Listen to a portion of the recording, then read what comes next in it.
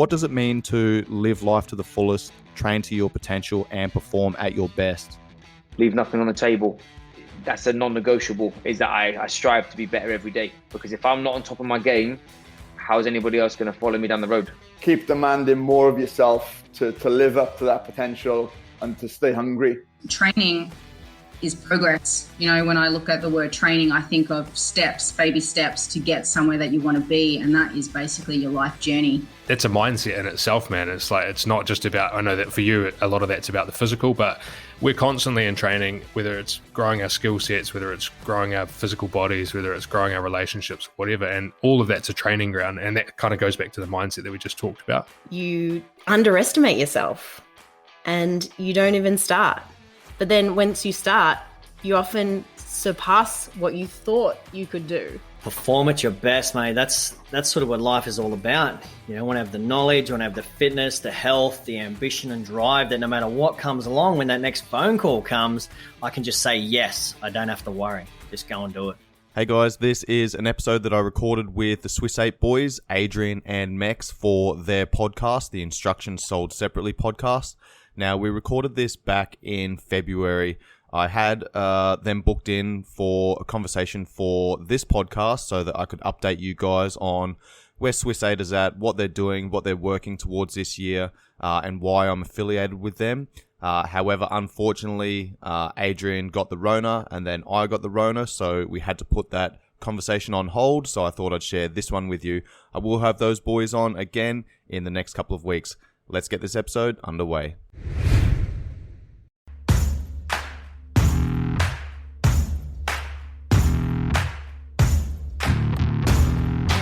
One button done up.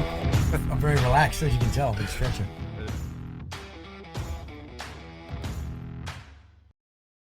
G'day, mate. What, it's been a while since you come on last. When was that? That was 2 years ago, mate, when we did the yoga course. Oh my God, they say Byron. 2 years, bro. Don't say that. It was actually legit like 2 years ago. We were actually on the course then. Or was it end of the month? I think it was end of the month, end of February. I think we're on course. Yeah, end of Feb, and then we got back, and March was when the world shut down.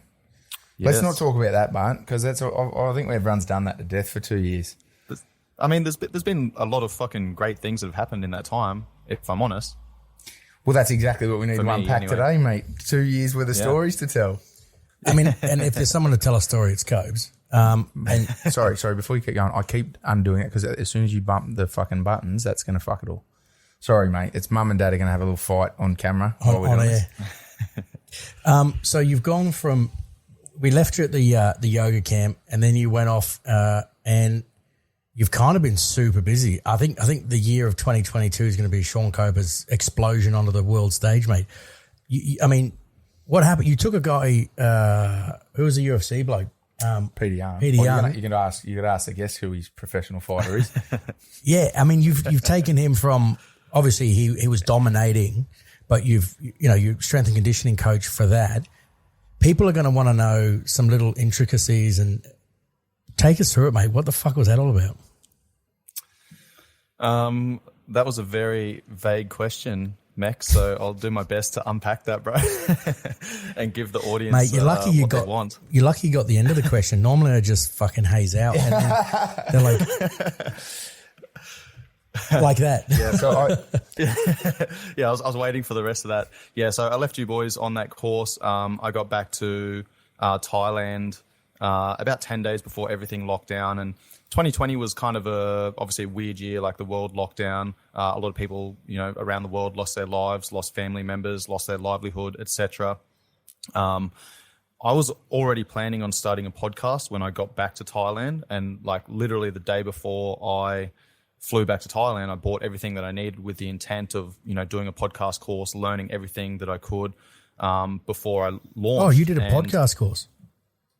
Yeah, bro. Fuck. Yeah, I've got a couple of podcast courses that I've been going through. So you can hear like my first podcast episodes are absolutely terrible, but then I've been progressively getting better as I've been going, which has been awesome, man, because, it's been an investment for me. And we'll kind of dive into that side of the business, what I'm doing, et cetera, as we go through this conversation. But basically, I got back to Thailand, everything locked down for about 3 months. March through to, I think, July or August or something like that. But anyway, I'd been training Petr Yan, who made his debut in the UFC in 2018. And we worked together for his debut, as well as I think the subsequent, by that stage, it would have been 4 or 5 fights in the UFC. And through that lockdown period, that first lockdown period, I was actually training him. He was coming around to my place, and I was putting him through strength and conditioning with very minimal equipment in preparation for his title fight against Jose Aldo for the vacant bantamweight title. So he went away, won that fight, got the title, and then got a fight against Aljamain Sterling for his first title defense. And anyone who follows the UFC knows what happened.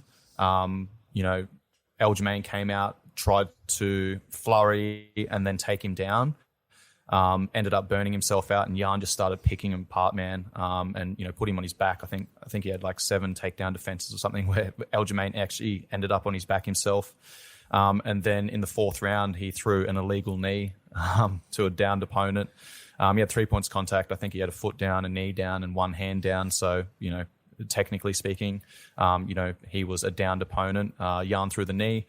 Aljamain put on a little bit of a show, ended up getting handed the belt. And then, I wasn't part of that fight camp. It was very, obviously everything was locked down. Because I didn't see that fight. Was he was dominating the fight, so I've been told, and then literally, like you said, the guy sort of churched it up and, Hollywood acting level 12.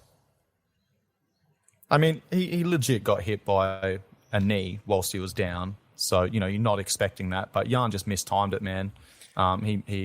He got it wrong. He mistimed it. He's owned up to it. He's, taken responsibility for it. And in fact, the last fight camp where I went over to Russia and then Dubai, which I'll come back to in a moment, he made a joke about it through the public, public workout when they, had the coaches, the grappling coaches, striking coaches, just all for the cameras, the media stuff, where he hit his striking coach with a flying knee whilst he was down. So yeah, it was really cool. Funny dudes, man. We'll probably dive into the fight camp and everything as we go through this conversation. But that title defense against Aljamain Sterling, I wasn't part of that camp.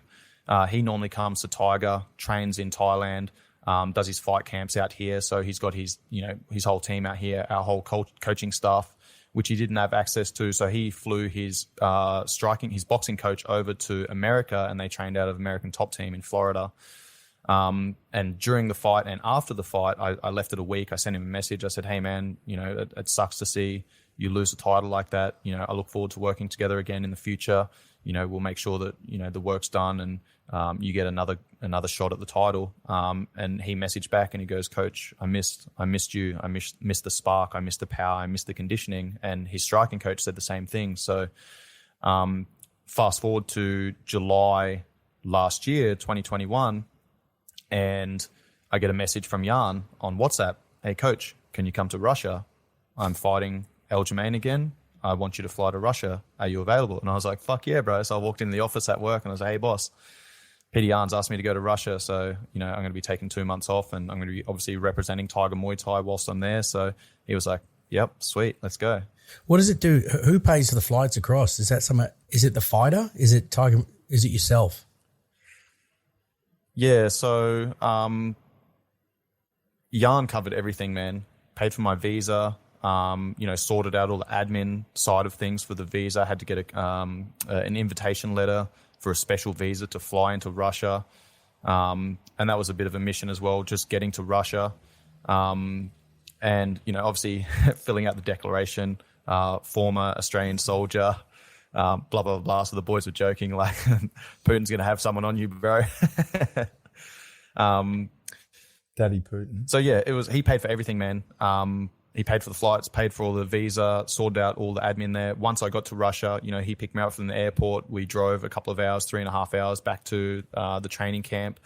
He'd flown in all his striking coaches, grappling coaches, myself, strength and conditioning coach, and his training partners. And we did 7 weeks in Russia and then went over to UAE and spent 2 weeks in Dubai and then a week in Abu Dhabi. So had a 10-week camp all up.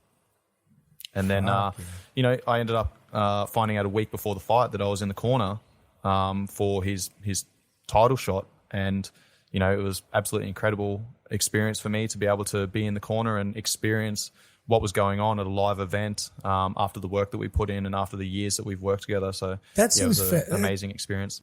A strength and conditioning coach in the corner of a UFC fighter, is that industry standard per se? Or and I guess the follow-on was, is it because he saw something else in you outside of just strength and conditioning? Was there a spiritual or emotional or some?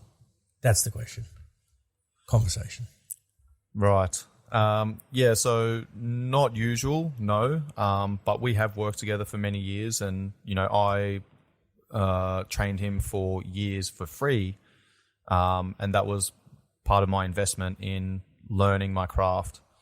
And, you know, I used him as a guinea pig to test out my systems and frameworks and, you know, tweak and adjust. So then I can apply those same systems to other fighters. So it was always an investment for me. And he, after I think it was his third fight, he tried to pay me for one of our sessions, and I was like, I don't want your money, bro. Like, this is an investment for me.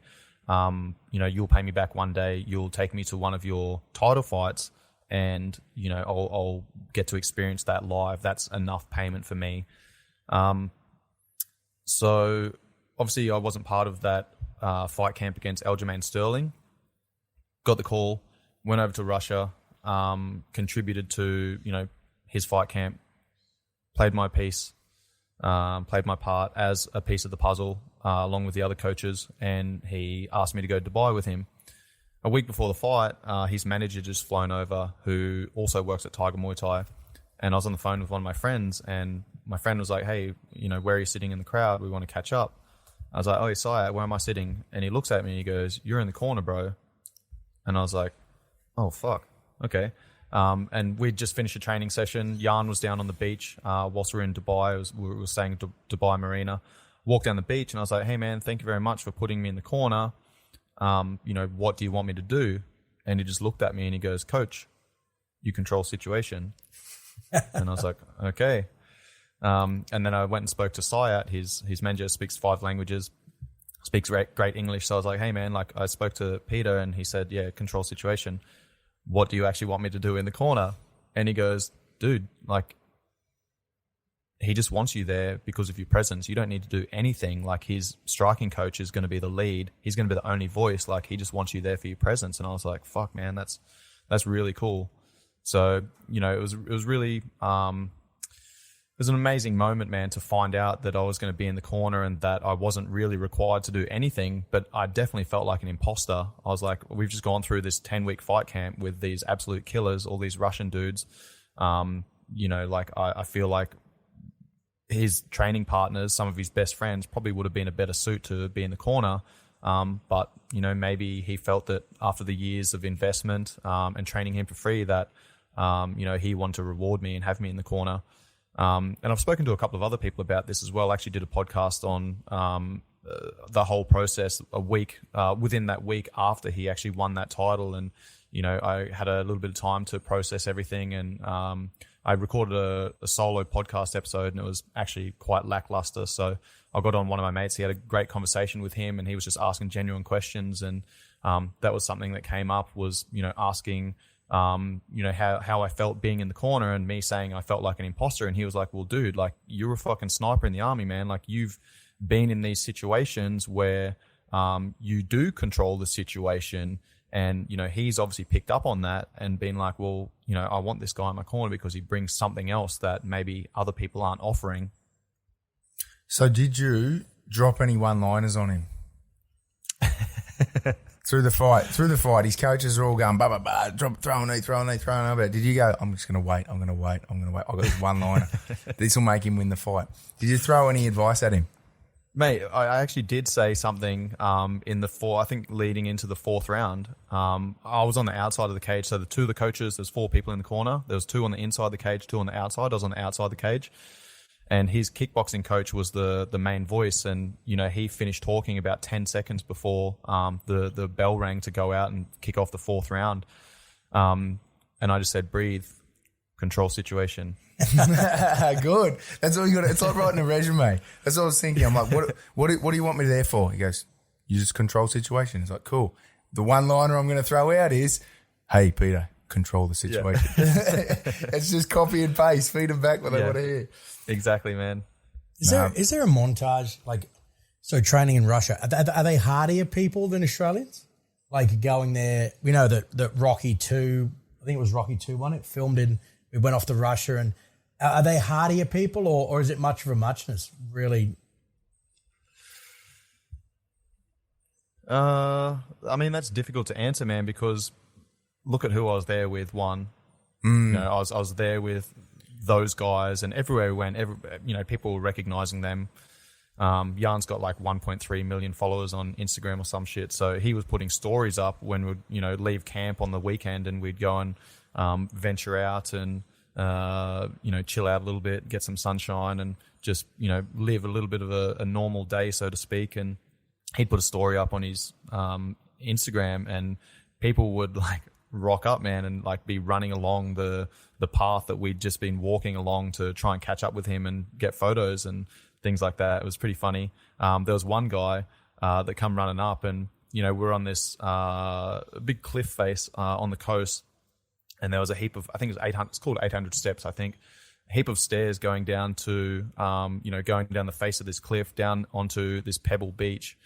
It was quite steep and there was a lot of steps. And we'd gone down, he got stories, put them up on social media. We swam on the beach, we come back up and like, it was a path that was going like crawling along the coastline and people were running along trying to find him. And one guy ran up and went blah, blah, blah, blah in Russian.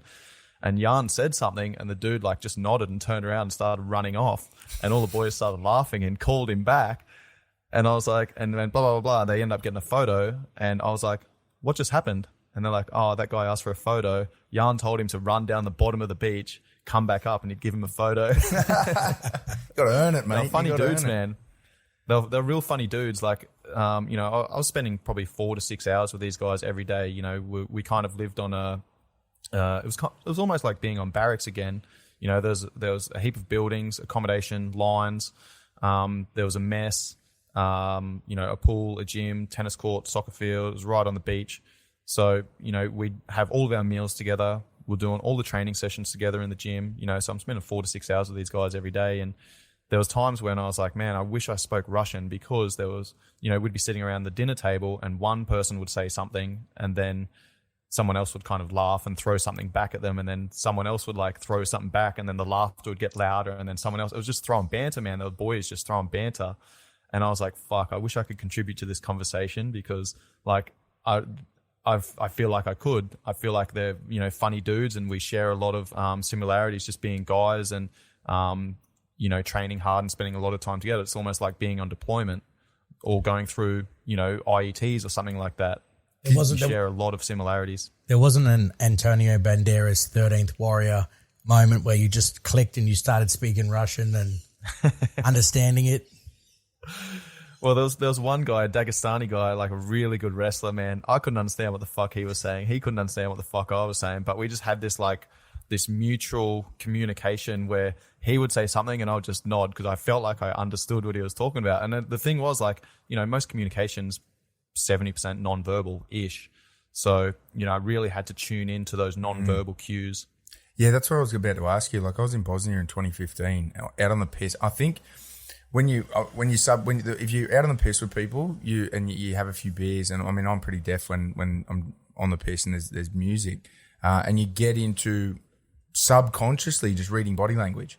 Did you notice that? Because I mean, so what I noticed was that after about 2 hours with these people, I had no idea what the words were coming out their mouth, but I knew what the intent was, and you could get to the point where we didn't have to do anything. We're just two dudes in a bar, but I had like this English to Bosnian conversation for like an hour. And we ended up going, yeah, like you're just shaking your head. You're like, and if you don't really know, you just laugh and you're like, yeah, he's laughing, I'll laugh. So did you get to the point, the question, did you get to the point where after enough time with these people, you can kind of gauge what their intent is? Yeah, absolutely, man. As I said, you pick up on those non-verbal cues and, you're reading body language, you're reading facial expressions, and you kind of, I mean, I was 6 or 7 Russian dudes at the dinner table every day, breakfast, lunch, dinner. Like you get a feel for the conversation and, you know, what they're talking about. And, you know, sometimes I'd pull it up on Google Translate and be like, what are you guys talking about? And they'll be like, oh, we're talking about whatever. And I'm like, I felt like you guys were talking about something there because of the way that they were communicating with each other. So yeah, we definitely started picking up on those things and tuning into those things. Yeah, that's gold.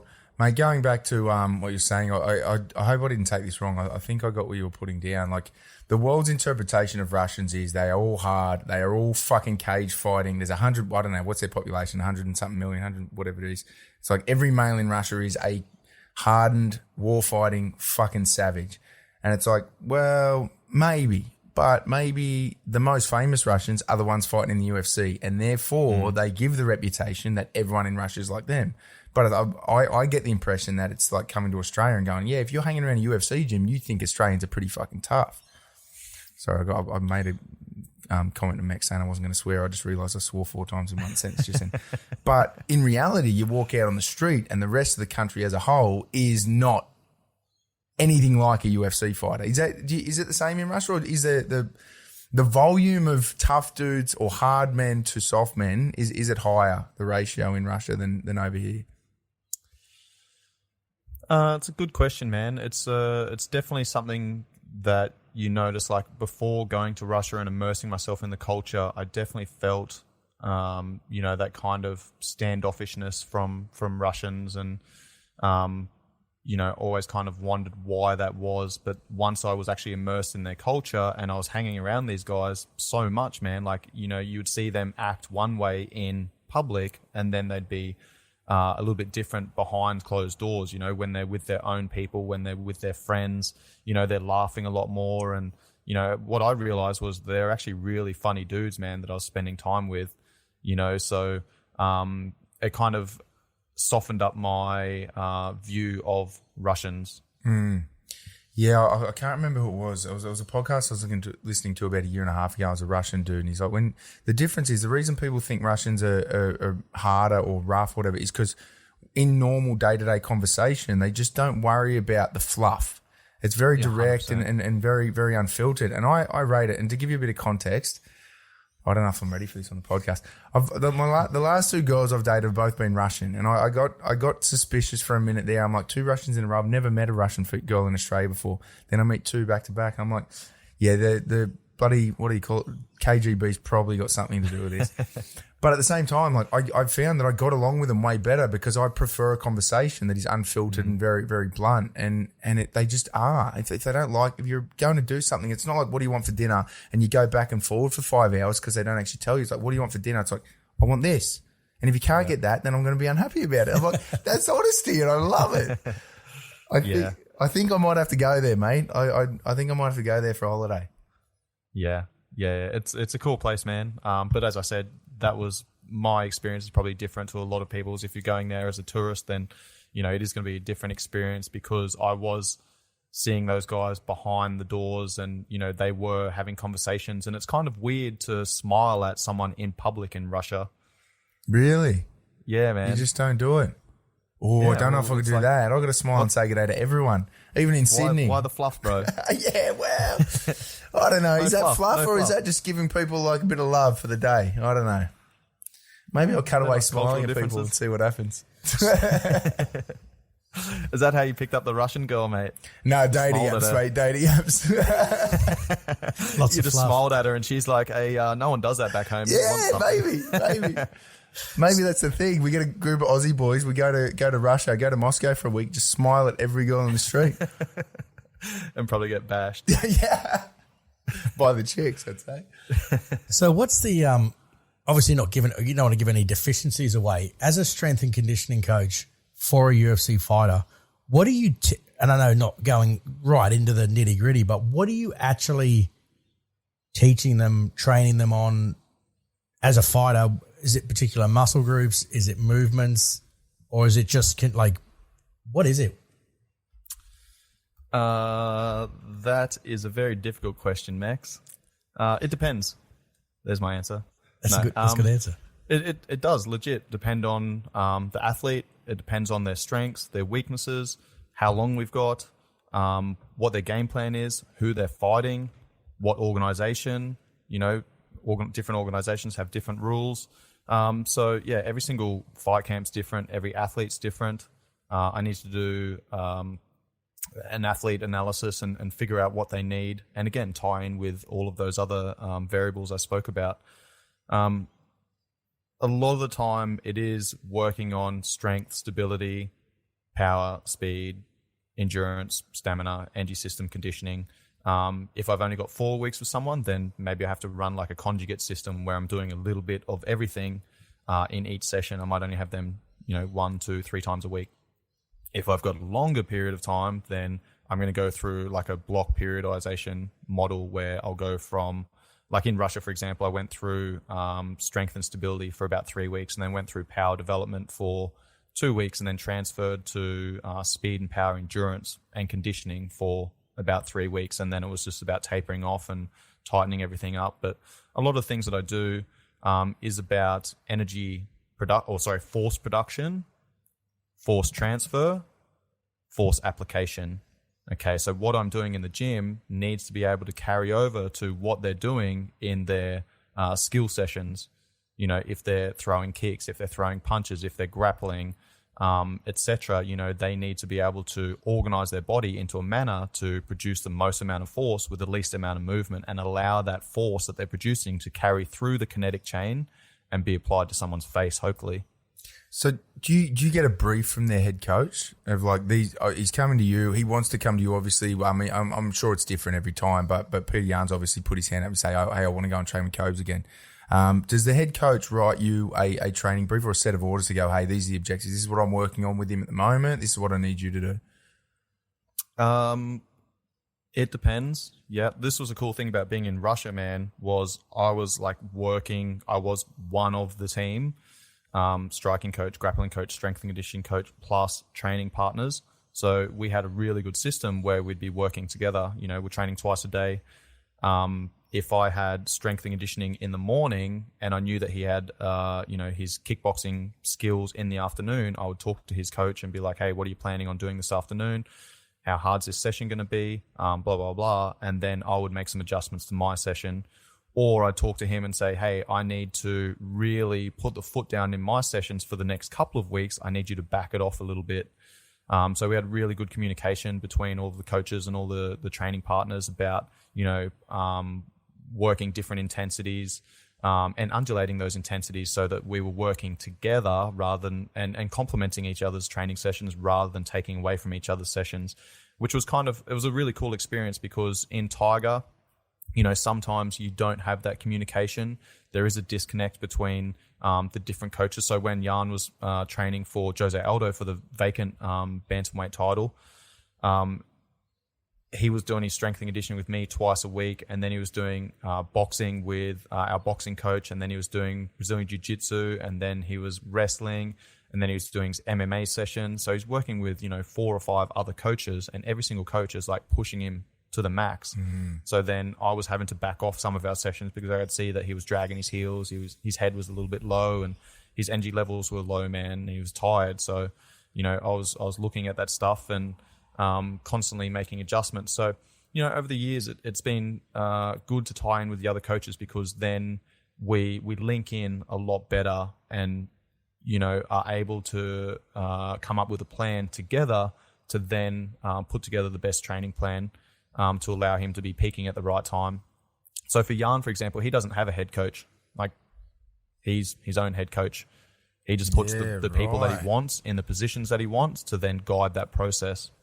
That's a big move. He's kind of like a patrol-based commander in Afghanistan, right? He just says, like, I had a great patrol-based commander that would just go, hey, boys, this is what we want to achieve. Snipers, what are you guys going to do? Engineers, what are you guys going to do? Mortars, what are you guys going to do? Security section, what are you guys going to do? Blah, blah, blah. And, like, the boys would come up with a plan. Yeah, the boy. Yeah, I guess. Yeah, that's a big. I mean, it would be interesting to track him. It would be interesting to track him over as he retains his belt, like to see whether he brings on someone just to. I mean, a head coach, realistically, that's just your coordinator, and all the other people are still plugging in. to take that on yourself seems like a fucking lot of distraction to go, hey, I've got to put together or I've got to coordinate my own trainers. But I guess, I mean, if you're good and you know what you want, then that's you don't really want other people putting their finger in the pie. It'll be interesting. Yeah, exactly, man. He's got a team around him, right? And, you know, he's got all of his team that he had in Russia. They're all here. They're all at Tiger right now. Yeah, you know, right. So he's found the winning formula and he's just flown all those guys in, man. So he hasn't changed anything. Oh, sorry, I just got to make the screen bigger, mate. Your face was getting too small. How's since Yan? I mean, obviously, any question. There's a few questions I've got coming up that if you got to let too much out of the bag and you don't want to, then just tell us to fuck off. Oh, I've done it again. Just swore again. How's it been since then? Because he's yeah, I know. I really want to get this podcast to the point where we don't swear at all, but I'm the main offender. I've been trying for 2 years, bro. It doesn't work, mate. How many years in the army? 5, 6, 7, whatever. That many years of swearing in every second sentence, you can't turn it off. How's it been, mate? Like, how is Peter? If someone else comes up and goes, hey, like another UFC fighter, high level fighter comes up and goes, hey, mate, I've seen you work with him. I want you to work with me. Is he going to be okay for you to do two known fighters at the same time? Oh man, I'm working with a number of fighters at the moment. Any got a guy big names? fighting one championship. He's fighting for the heavyweight title. We're recording this on Thursday, 10th of February. So tomorrow night he's fighting for the heavyweight title, one championship. Everyone thinks this goes out live, mate. You've just ruined it. Now you've put the fucking pressure on, mate. We'll end up taking 4 weeks to edit this, mate. They'll be like, 10th of Feb, what have you been doing? That's all good, mate. All my fighters would have fought by then. Oh, good. Yeah, good. I've got Kane Musa, who's co-main event at Bellator Dublin in a couple of weeks' time. I think 25th of February. Marlon Moraes. I've been training him for the last couple of weeks. Got another couple of weeks in fight camp. And then a number of other guys that I've been working with, that have worked with in the past, that I'm working with again. So, yeah, really cool. That's sick. Is it a projection of confidence that you think? So obviously, your persona that you are, the person you are, and the persona and what you project, that level of confidence. Do you think that helps in a coaching environment? And is that the true representation of your internal dialogue? Or is that the you put your superhero suit on when you go to work in the morning? Or no, man. That is who I am. The persona that comes across in whatever social media or podcast or whatever. Like, you know, you can't fucking cheat these long form conversations, man. And in my mind, like, the more authentic you are, the more you're gonna attract the people that like enjoy your content and, you know, resonate with you. And people that don't resonate with you, then they don't follow you. So who gives a fuck? Correct. You're allowed to swear as much as you want, by the way, mate. No, that's 100% right. I mean, everyone's got... I know Max is asking you the question, but every time he asks a question, it's got layers to it. I'm like, how would I have answered this one? Not that I'm going to give you an answer, because I know no one wants to interview me. That's fine. But I think it's like everyone does have multiple personalities in one, and it's like the one that you put across is always consistent, that I've noticed, like social media and the way you train people. And I mean, realistically, like when we came to Thailand a couple of years ago, we met a couple of times before, but not really. And and it was apparent pretty much straight away, especially when you went from, I mean, there is a little, you obviously know how to wind it back a bit when you're not coaching, but it's very authentic, and I loved it. Like, it's very Russian when I think about it. It's like your coaching style is very much like, you're going to do it this way because I've learnt my shit. Like I've been studying for years. I know what you need, so just do it. And you just give them black and white, and it's no fluff. And I think it works, mate. And maybe, I don't know, maybe that's what attracts the Russians to want you to train them. Yeah, maybe. That's a good point. Never really thought about that. Just keep doing it, mate. Keep being brutal with no filter is the point of my story. Thanks, bro. On the backside of all this, I mean, what's happened post the fight and the training? Because there's a whole lot more outside of this. You're sort of going to be up and up. There's a million things we can go on with. What's been the biggest eye opener on the back of this fight for you, mate?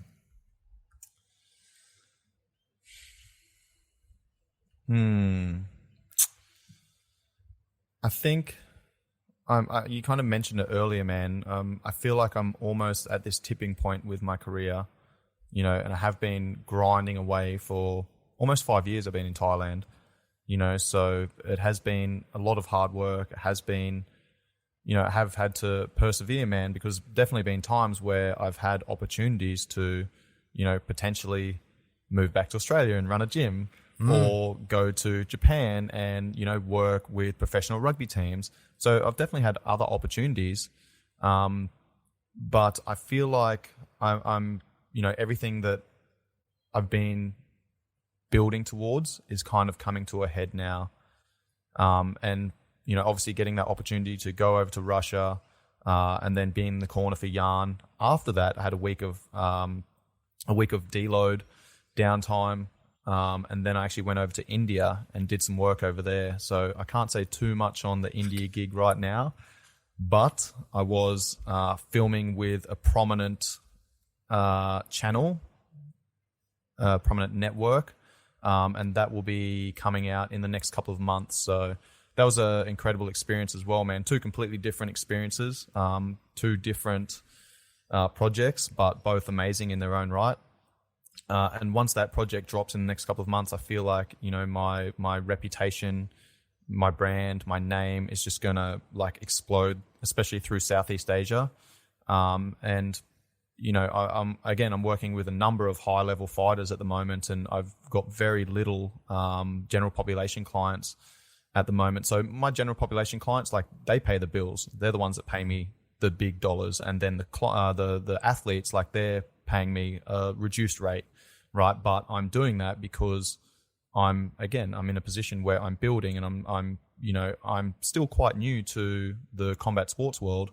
I know what I'm doing in terms of strength and conditioning, but it's only been the last couple of years that I've been able to have the opportunity to work with mixed martial artists and, take those skills and knowledge from my rugby background and my military background, and then apply that to combat sports athletes. So I feel like I'm in a really good place right now. I'm building out my website. I'm writing up some training programs. I've got some mindset ebooks, nutrition ebooks, and that type of thing that I'm building out at the moment, which is going to go live in the next couple of months. So maybe something we can talk about a little bit offline as well.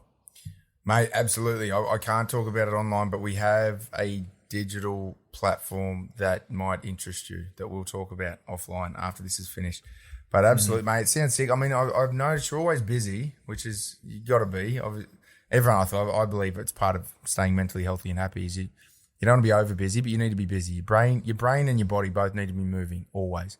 And you always seem to be. I really wanted to drill down into what happened in India, but I don't think we can by the sound of it. I think that piece that you sort of spoke about where, and I know absolutely, mate, I've met you. I've just, your depth of knowledge in your field is phenomenal, man. So, but I spoke to another bloke. I was up in Townsville, and he was nothing. He was nobody, dropped out of school, dyslexic, year 7, maths and English, stayed at home, retarded.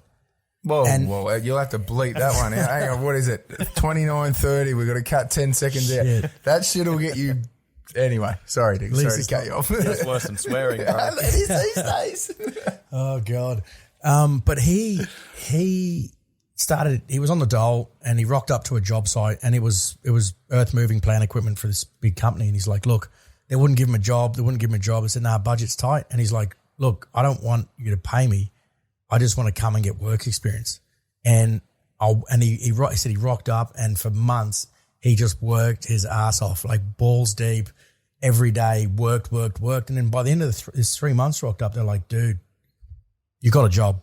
And then he just cracked it from there. And I know that's not that you, but that knowledge of saying you give someone that opportunity, that's your segue into the world, isn't it? Going like, I know what I've got to offer.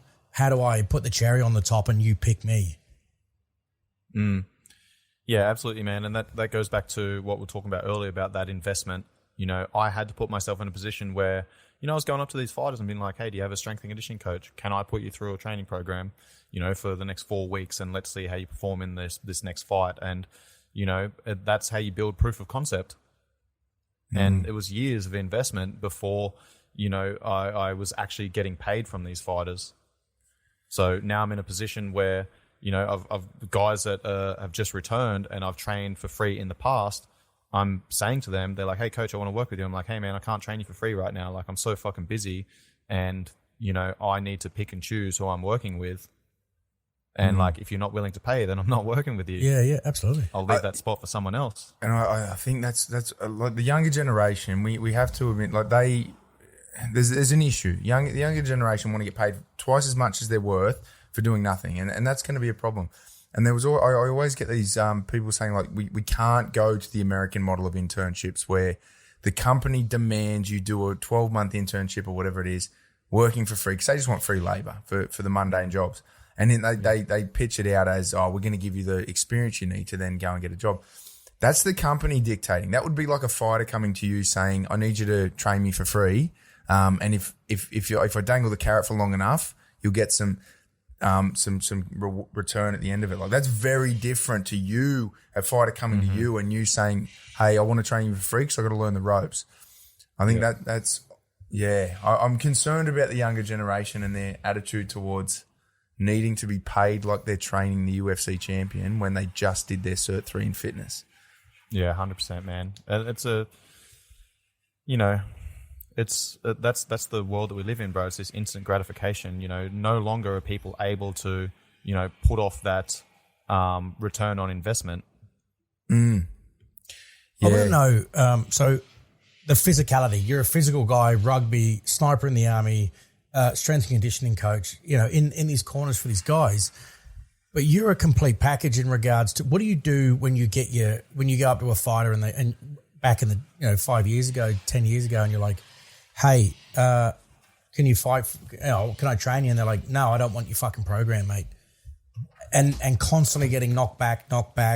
What is it?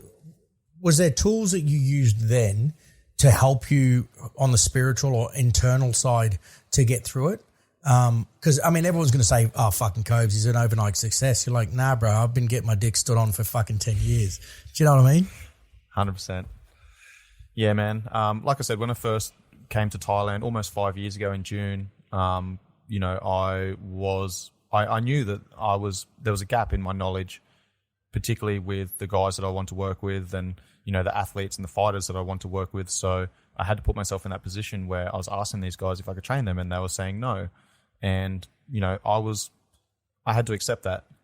And I was like, all right, well, what can I do to, win them over? And then, I'd go to boxing classes or I'd go to, the wrestling classes and I'd put myself in these positions where I was fucking uncomfortable and I was way out of my depth. And this is what I'm doing this year, man. I'm really focusing on making sure that I learn as much about their sport as I can. And, I've been doing jiu-jitsu twice a week. I've been going to MMA sparring, been going to boxing sparring. And I haven't done any lifting for probably like 4 weeks now. And I'm probably going to maintain that for the next at least 3 months. So that I can show these guys that, hey, I'm a fucking beginner in their world, but the base that I've built over many, many years of, solid strength, speed, power, conditioning, etc. Like, that stuff all transfers over to your skills. So if I can put myself in a position where, I can prove to these guys what's going on, not only with myself, but these high-level athletes that I'm already working with. Mate, I love that. That concept has utility in almost every avenue of business and probably life. Like where you go up to fighter and try and pitch yourself and go, hey, you should let me train you and sell.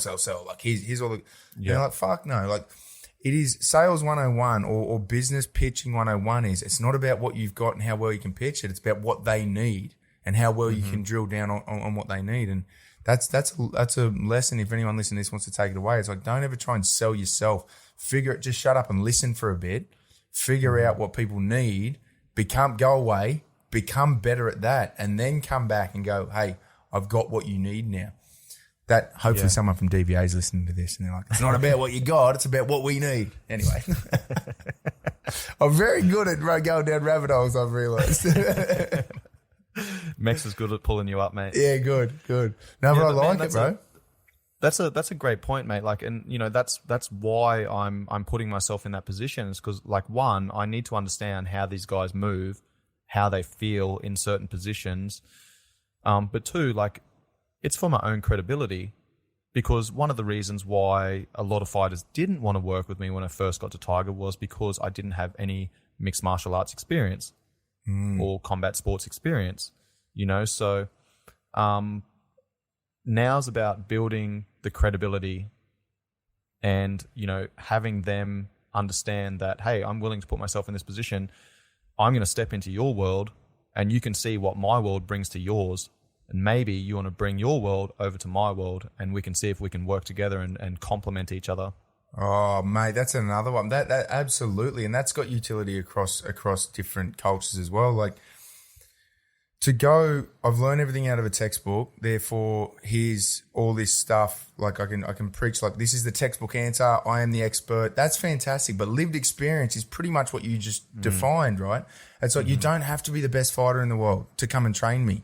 You just need to understand what my world is. And you got to go away and learn that. And once you've learned it, it's like, you step in the ring, like you're probably a decent fighter now, but you step in the ring with Petr Yan, you're probably going to get in a bit of trouble, right?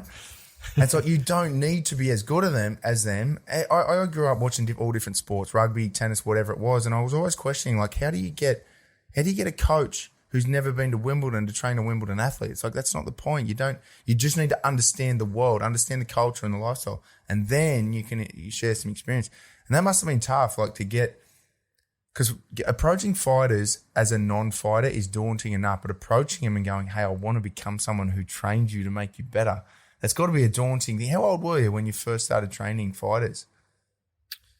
36 now. I was 33, I think, 32, 33 when I first got to Tiger. A few years. Yeah, mate. Would have been 32, just turned 32. It's probably, I mean, the more I talk about this stuff and go, everything you're saying as far as training fighters and being in a fight kind of culture environment has utility in life in general. And then I say it out loud, I'm like, of course it does, you idiot. Like, humans evolved fighting for everything. I'm like, but it does. It seems like the practices and the culture around a fight camp, fight gym, fight life has lessons that will cross cultures. 100%, man. I mean, you think about sports. We grew up playing sports, all right? Like, what did you learn from sports? You learn that, you know, you're going to be good at some sports and you're not going to be good at other sports. And you're also going to learn that, you know, if you put in some time, energy, effort into specific training, you can get better at those things. You also learn that, you know, you need to be a part of a team. And if you're in part of a team, you know, sometimes you need to play a role as a team member. You might be the best player in the team, but maybe you get pushed to a different position because, you know, there's two other players that play the same position and they're not as versatile as you. They might not be the best player in that position, but they're going to play in that position because you can be better utilized somewhere else, right? And you're also going to learn that sometimes you fucking lose. Sometimes you put in the preparation and things don't go your way. Like, sports has taught me so many things in my life. Yeah, absolutely. I mean, my oldest kid started school last week, and across the road from their high school, there's primary school, this little karate class. As soon as I dropped him off, I walked in, I had to hit the bloke up and go, hey, what's your timetable and your schedule? Because I've got to get the young fella in here. The only negative I've ever thought about was, like, I always wanted him to do team sports because I've always thought, like, team sports teaches you X, Y, Z, like how to find your place in a group of people. Do you think I'm sure this varies from fighter to fighter, but is fighting a team sport, do you think? 100%, man. I've spoken to a couple of high-level strength and conditioning coaches for my podcast recently, and this is something that we've spoken about is, you know, again, going back to Yan, he's in Thailand right now training out of Tiger Muay Thai, and his entire training team is here with him, the same team that he had in Russia, right? So, you know, he's putting the right people in the right positions to get him to where he needs to be, get him peaking at the right time. And as much as it is an individual sport, and once he, you know, steps under those lights and the cage closes behind him, it's up to him. You know, it's been a team that's got him into that position. Is there, and everyone needs to play their role, man. Being coming from a rugby background and army, and I think we all have little superstitions, you know, like guys doing particular things before a game. And does he have Is it overly superstitious? Like, nah, I've got to touch my left ear 3 times, spin around the circle once, and then go in the ring. I mean, these sort of superstitions, do you think that's part of the reason why they build these teams and they see something? Was there more to that question? I was like, that was the old next question fade away. I feel like your brain processes words. You're like, I want to ask this. I need an answer to this, but I don't know how to verbalize it. And you put some words together and you're like, where do I put the question mark? There, no, I've got a bit more. There's a bit more. There, no. Shut up, Max. It's all CTE, let's blame that. Yeah, too many explosions. Yeah, superstition. I mean, UFC fighters, do you think they're superstitious? I think it depends on the person. I mean, you look at when you play rugby, for example, or you step out on patrol or whatever, you know, you're always going to go through a routine. You know, our days are built around habits. So I know for me, if I'm about to step out on the paddock and I'm in the changing rooms, I'm listening to some music, I'm about to boot up, I'm always going to put on my right sock first, and then my left sock, and then my right boot, and then my left boot, and then I'm going to tie my right shoelace, and then my left shoelace. And once I do that, it's like I'm triggering something in my mind where I'm like, all right, this is the habit that I go through. Now I go through my routine, right? And then that gets me in the right mindset, where I can then transition from being chilled, listening to music, whatever, to then now starting to visualize and focusing on the task at hand and going through the mental and physical preparation needed to before we step out of the change room and start the warm up, right? Yeah, is it so belief systems? That's always once. Sorry. Yeah, it's that belief system stuff where you go, you look at teams who are, or even tennis players, like there are. I honestly look at it and think these teams physically. When you look at physically, like that guy's 6'10", blah, blah, blah, you go, even a forward pack in the scrum when they're weighing up, and I know there's a lot of skill involved, but if we can, I know we can reduce that somewhat to the argument and oversimplify it. Once you take away the weights and the same, in order for teams to be superior for 10 years, so like, you know, when Essendon was in the AFL or, you know, all these teams that have like, you see this 10 to 15 year period where they're on the top and they're invincible. You're like, they're not that different. And then suddenly they'll fall off the ladder or the belief system, or they'll change some boys out. And then that belief system falls apart. Is that something that you think about as well? Or is that just me sitting there watching football? 100%, man. That comes down to culture, right? When you build the right culture, then it doesn't matter who you have in that team, right? Because the culture comes first, and then everyone acts in line with that culture. Like, you look at the All Blacks, that's why they've been so dominant for so long, man. You know, I think it was after was it 2007 World Cup in South Africa? I think they got knocked out by the French, and then... that was 99, I think. Oh, maybe it happened... No, it might have happened twice, but 99, the All Blacks got... Oh, that was the actual final. I think Oh, mate, my brain's fogging up. They either beat... The French beat the All Blacks either in the final or the game before the final. No, I think the French beat them before the final in 99, and then Australia beat the French. But yeah, it's happened a couple of times to the All Blacks. And then you're right, I'll let you finish the story, but you're right. They were like, we got to fix our mindset. It's not our physicality. Exactly, man. Yeah, because they went into the game and they had this kind of thing hanging over them, over the team about, you know, being knocked out in the finals. And then the French knocked them out. I can't remember if they beat them in the final or in the semis, but afterwards they you know, went through a complete overhaul of the process, and you know, they got their senior leaders in, or the senior players, and went, let's make you know, a leadership team, and let's give these guys a lot more ownership. And that leadership team then started making the rules, and was like, you know, if you're rocking up 5 minutes late to training, that's not acceptable. And if you're going out and getting on the piss when, you know, we're supposed to be on a curfew, then that's also not acceptable. And over the years, you know, having the right people in the right positions and building that culture has allowed them to, you know, allow that culture to then lead those decisions and those actions and behaviors, because all the players are going to tie in line with that. And if they don't, then they're out, man. How many All Blacks have you seen that are fucking really good players, play a couple games with All Blacks and never play for them again because they've got a no dickhead rule, right? They don't fit the team. And, you know, they think that they're bigger than the team, and the All Blacks culture has built this, what would you call it? Built this, I guess, character where the team comes before everyone else, every individual. And the same the other way. Like I noticed when over the last decade when the All Blacks were on their roll, like even if one player had a shit game 3 games in a row, he wasn't getting dropped because they knew that that dude was part of the team and he was probably going through shit and he was got to come through it. The Wallabies, on the other hand, it's like they played this week, they play in a fortnight. I don't know any of the players because it's a completely different team. Every game, they're just changing their team. And it's like that is a team run by managers who want money, not by people who understand the culture of like unity, I guess. Yeah, I mean, everything I just spoke about is in a book called Legacy by James Kerr, and it talks about, you know, the culture that they created after that 2007 World Cup, and then, you know, obviously what happened then. Then New Zealand won the 2011 World Cup, and then 2015, you know, and they went on a roll, man. They just created this culture where that culture then dictated how people would act and respond and behave in that team environment.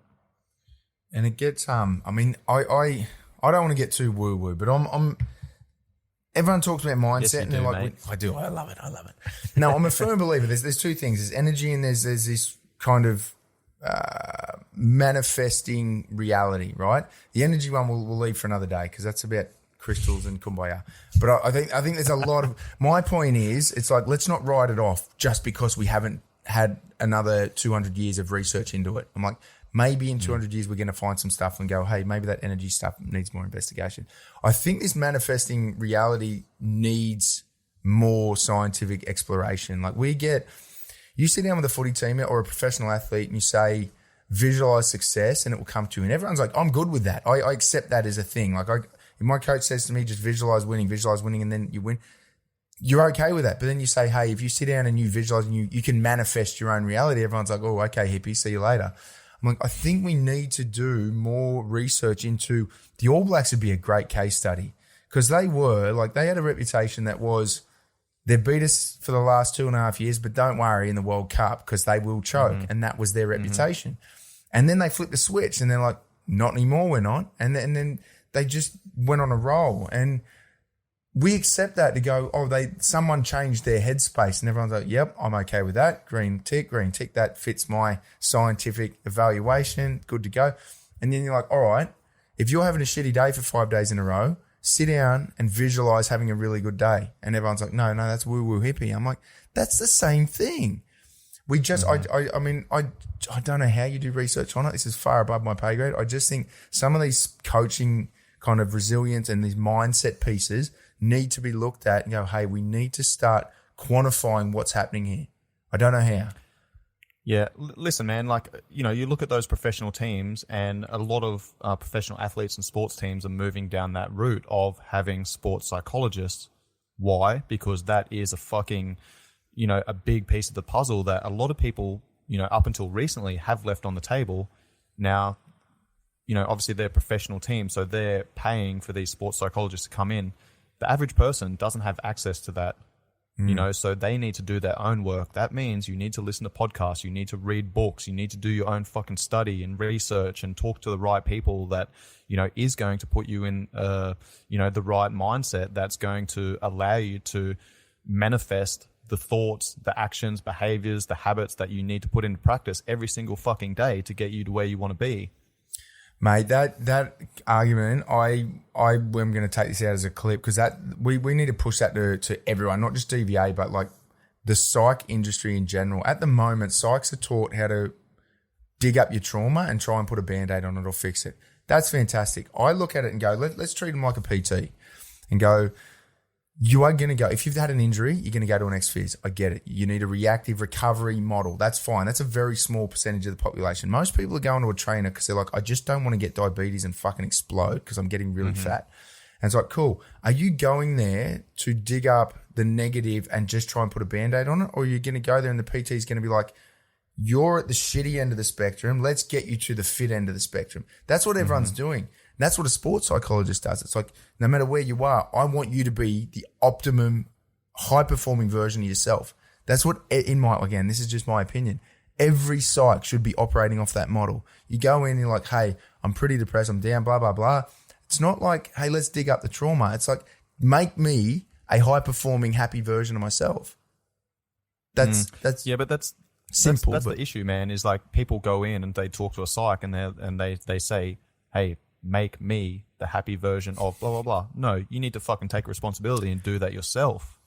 Yeah, because talking about what you said then about, people going and talking to a psych and it's normally reactive, as a trainer, a lot of the times when I do have general population clients come to me and they're trying to make changes in their life, it's because they don't like where they're at and they want to move away from something and it's reactive, right? When I'm working with professional athletes, it's proactive. We're looking ahead. They need to prepare for something, so we need to get there. It's moving towards something. Two completely different directions, man. One's moving away from something. Once you're far enough away from something, you stop moving. If you're walking along and you're about to step in dog shit and you smell it, you move far enough away where you don't smell it anymore. Okay, you don't need to keep moving. I agree somewhat. I think it's all the same spectrum. So down one end, you're obese, you got diabetes, you're about to explode. Up the other end, you're winning belts around your waist because you're the best fighter in the world. That's the same spectrum, but you're 100% right. It's about which direction you're looking at. So the further you go from center to the left to the obese end, you go, hey, I want to push that wall away. I've got to get back up that end a little bit, but you're focused on the dying end, whereas the fighters, they're so close to the high performing and that's all they can see. There's no way Petr Yan wakes up in the morning and looks in the mirror and goes, if I have another 5,000 days of eating shitty food, I'm going to get diabetes. Like, he's not even worried about that end. But, I mean, I just want to see a world where psychs look at the full spectrum, not just middle to left or middle to right. I think that would solve some problems. 100%, man. I absolutely agree with you. But when do you have access to a psych? Oh, that's the big problem. That is the number one friction point. There's not enough, and there's not enough. The ones that are there aren't qualified. And I guess, again, half of these podcasts is just me processing ideas and getting guest information. That's how we organise our thoughts. Exactly. And I think we have, at the moment, we've got trainers like yourself who are, you do some of the middle range stuff, but you are focusing on high-end clients and you are looking in that direction. That is the equivalent of a sports psychologist, I guess. And then all the other psychs that you go and see are in the middle. I don't know. I mean, I have never done a psych degree. Well, I mean, you can't flex. You bring this up all the time. You can't flex your mental health. And so when you're sitting there and you're going home and you're knocking back, a carton of piss on it over a weekend, and it's not until the wheels fall off that you're like, well, fuck, maybe instead of being like, no, I need to sort some shit out. And I think that's high school really just teaches you, some real basic shit like how to write some words down. In my case, not so much. Maybe some social sciences, some real basic shit where you can go out, pay some taxes and literally be a taxpayer for society. But it doesn't teach you what Kobe was saying and what you brought up before is that how do I make myself better? I need to read. I need to do podcasts. It doesn't teach you these healthy habits to succeed in life. What it does is it teaches you to be what this current system appears to be without the elders around to teach these people is be a taxpayer, pay taxes, don't die until you've paid enough taxes. We need to teach people like Cobes and yourself to succeed, to optimize your performance and these other things that you can learn that you don't have to learn when you're 40, having a midlife crisis, 2 marriages and go, why didn't she like me? Because you're a cunt, mate. He's dropped it. The big one. Oh, well. There goes that podcast. But no, yeah, I agree. The social model is what needs to be looked at more than anything. How we, oh mate, you're the segue master. How we bring this back to training fighters, I don't know. I don't know, mate.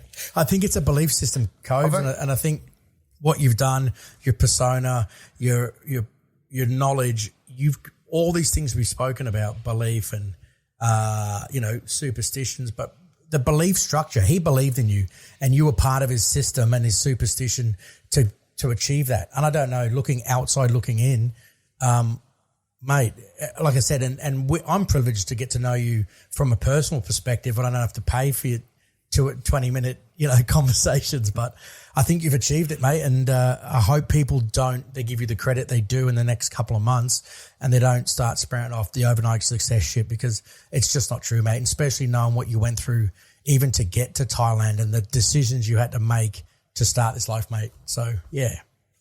Thank you, bro. I appreciate that, man. I do have one question that, so I mean, me asking questions after that is going to sound like we're jumping all over the place, but I love the concept of holistic health, right? So, but for me at the moment, my stage in life, I'm 36. I don't have any ambitions to become a professional athlete. I want to optimize myself so that I can just raise kids, live as long as possible, as healthy as possible, and to steal what's his name? What's Sissen's first name? Mark Sissen's line was, I just want to look good naked when I'm old. And I'm like, I think that's where I'm heading. I have no grand ambitions. I just want a holistically healthy life, both mentally and physically.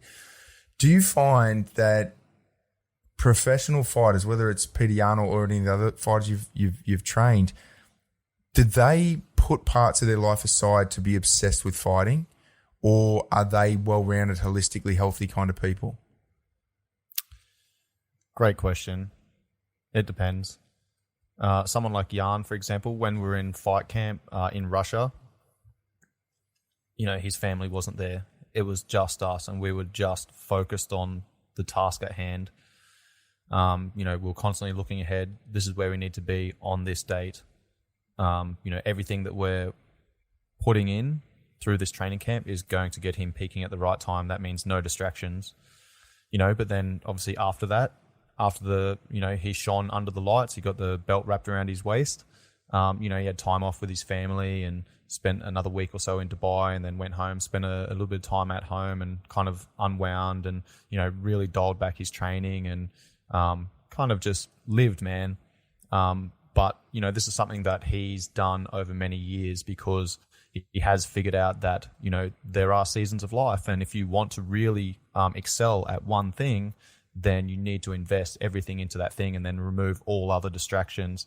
But then there's going to be a point where, there's a point of diminishing returns where you need to then step away from that, rest, relax, unwind, go through a period where, something else becomes your number one priority. And then, once you get another target, once you get another goal, once you've got another date, then, you make those adjustments. So, life is all about prioritizing, man. We have priorities whether we name them or not. And that shows up in what you do on a daily basis. And if your priorities are, watching Netflix as opposed to getting sleep, you don't need to name that, man. Like, it's already fucking happening, right? So I think looking at different seasons of life, constantly assessing what's actually important to you, and then aligning your actions to tie in with that. I think that's absolutely essential, man. And, that's a fucking never-ending process. You're always looking at that. You're always looking at everything that's happening in your life, and, you're trying to juggle those balls. And if you try and juggle too many balls at once, you're going to drop something. So, looking at a couple of priorities and going, right, where does this sit on my list of my hierarchy of values? How can I then start scheduling my day to tie in with that? Absolutely, mate. Love it. Sorry, Max, I knew you were trying to wrap up because we are on the clock. We've got the boys in England coming up next. And I saw you trying to wrap up, and I'm like, no, I've got to get this question out. I don't care how long it takes. Mate, no, look, that was just, that is an honest assessment of what I've looked at, the outside looking in, mate. And like I said, I really appreciate the time, man. It's been back and forward. Amazing to watch and live vicariously through you, and we'll keep getting you on if we can get any insights as we go along. And look, if there's an opportunity while you're in a camp and you want to send some odds our way for the next, let us know, mate. If Yard's going into the next fight with a broken rib, let us know. We'll go heavy against him.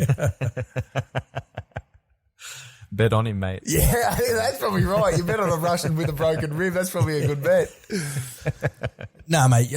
Mate, always a pleasure to have you, mate. Wise, humble, and educated, mate. Thanks very much. Love you, mate. Thank you, boys. Really appreciate it. Love your work. Cheers, mate. This episode was brought to you by Swiss 8, which is a proactive mental health program designed by veterans, initially for veterans, that has been pushed out to the wider community, that allows you to structure in and schedule their 8 pillars of health and wellness, including nutrition, sleep, time management, discipline, fitness, personal growth, mindfulness, and minimalism. This episode was also brought to you by Be Spunky, which is a male hormone optimization supplement that I've been taking for about a year and a half, and I absolutely rate. It is a TGA listed nutraceutical, meaning that it's made from all organic produce to help you manage and optimize your stress levels, which in turn increases your ability to improve testosterone production levels naturally. Use the code COBES10 at checkout for your 10% discount. All of those links will be in the show notes. If you got some benefit from this episode, please make sure you pass it off to your friends and family. I'd appreciate any shares on social media platforms. If you tag me or if you share it to your stories, make sure you tag me so I can share that as well. Any 5-star ratings and reviews are much appreciated. Much love, guys. Peace.